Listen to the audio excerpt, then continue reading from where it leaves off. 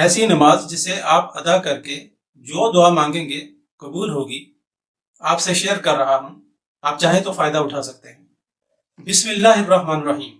السلام علیکم ورحمۃ اللہ وبرکاتہ۔ کشف ٹی وی پر آپ سب کو خوش آمدید۔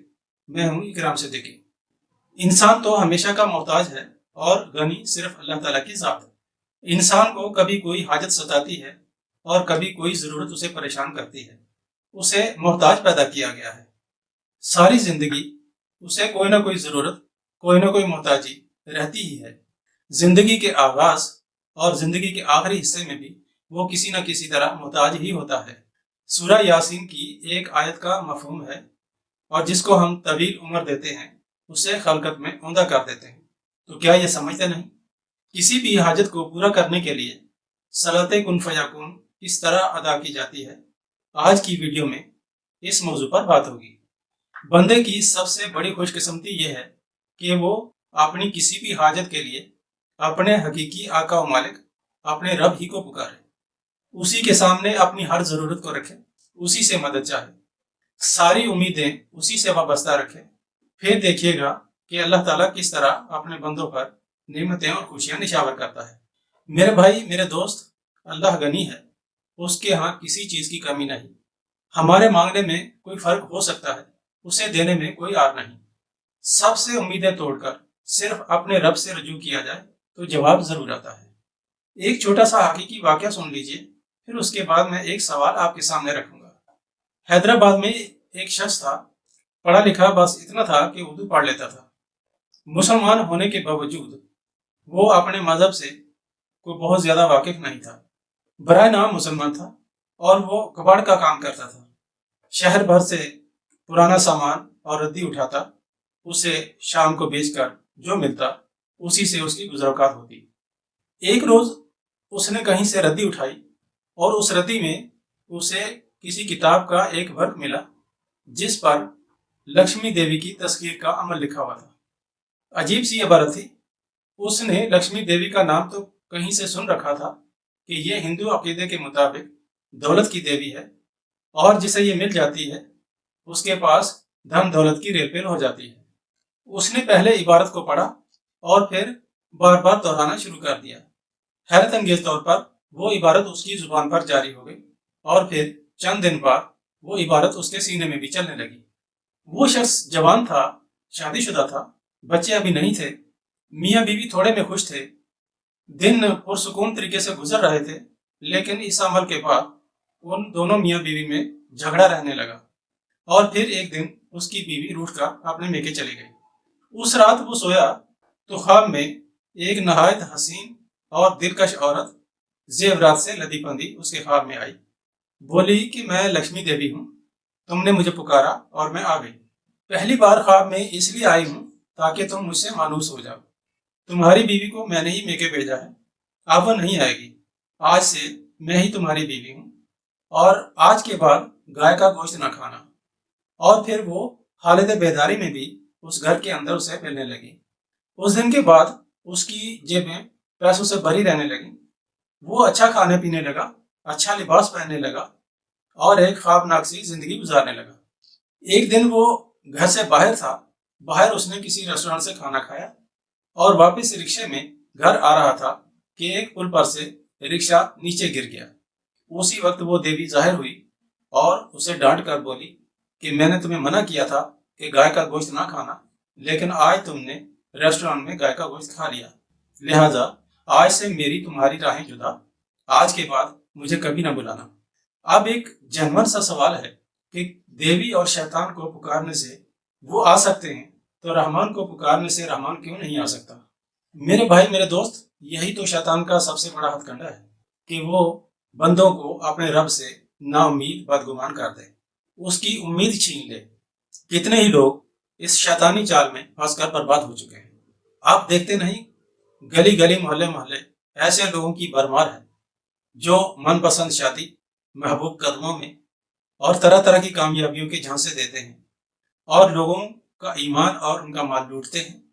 ان ٹھگوں کا شکار ہونے والے دراصل اپنے رب سے نا امید لوگ ہی ہیں۔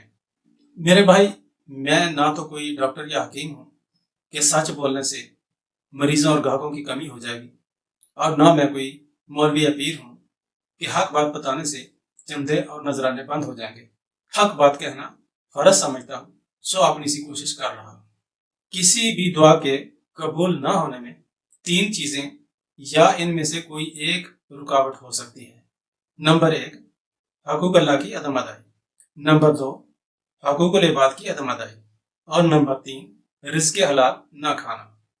بندے پر اللہ تعالیٰ کے جو حقوق ہیں ان کی عدم ادائی کی صورت میں اللہ تعالیٰ ان کو معاف کرنے پر قادر ہے، لیکن اگر کوئی کسی بندے کا حق مار کر، کسی پر ظلم کر کے، کسی کو ستا کر یہ کہے کہ میری دعا قبول ہو، تو صاف صاف انکار ہے، جب تک کہ وہ مظلوم کو راضی نہ کر لے، اور وہ مظلوم جس کے ساتھ زیادتی ہوئی ہے، جس کا حق مارا گیا ہے، جس کے ساتھ ظلم ہوا ہے، وہ اسے خوشی سے معاف نہ کر دے۔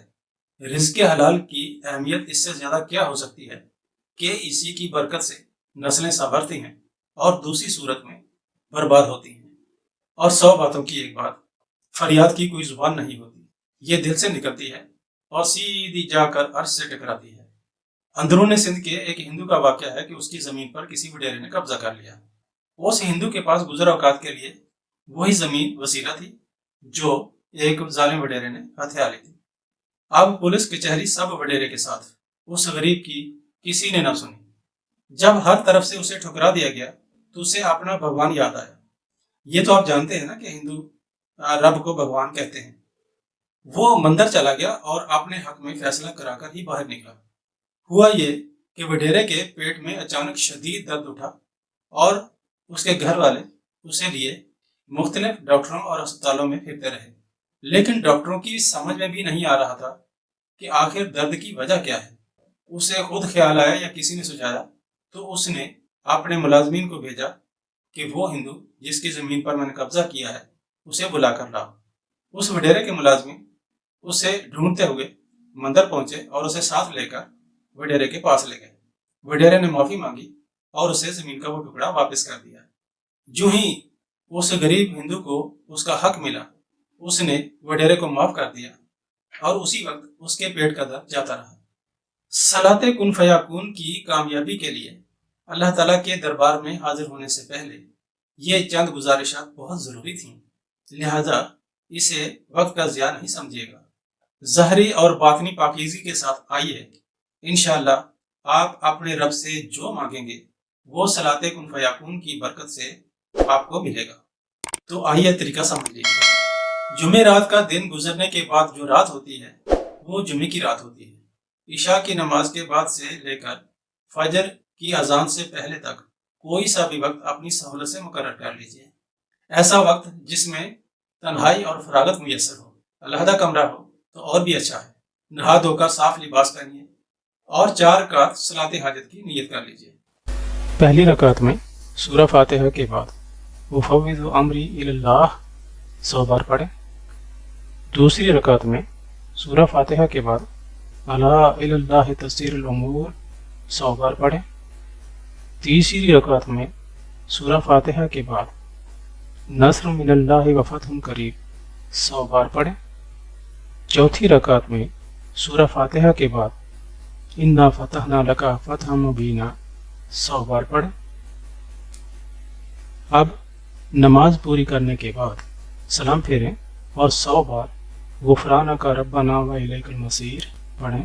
اس کے بعد سجدے میں جا کر 100 بار استغفر اللہ ربی من کل ذنب و اتوب الیہ پڑھیں۔